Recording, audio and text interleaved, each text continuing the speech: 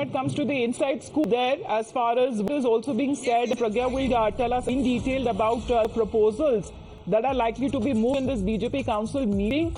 And the proposal is likely to highlight the government's achievements in the last 10 years. And there would be another proposal on the Mandir construction that would be moved, and the Prime Minister to be thanked for the Mandir construction.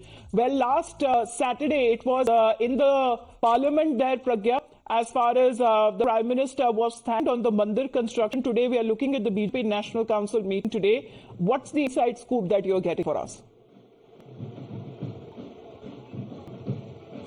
There will be, on paper, there are 2 resolutions, but we also got from our party sources that there would be a 3rd resolution also thanking Prime Minister for the construction of Ram Temple in Ayodhya.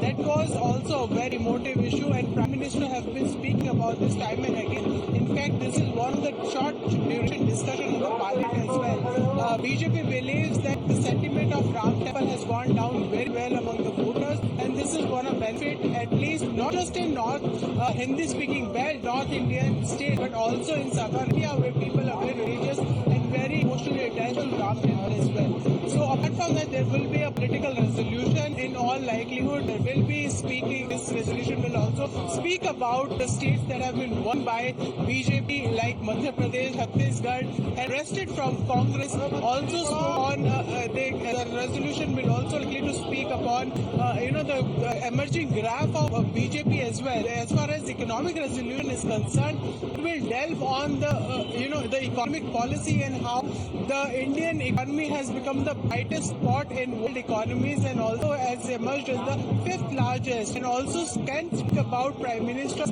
larger plan of making the economy 3rd largest economy, and also a comparison with that of Congress 10 years and of BJP 10 years of Modi government. We have also got to know that there is a booklet on 10 years of Modi government which is going to be circulated among the delegates.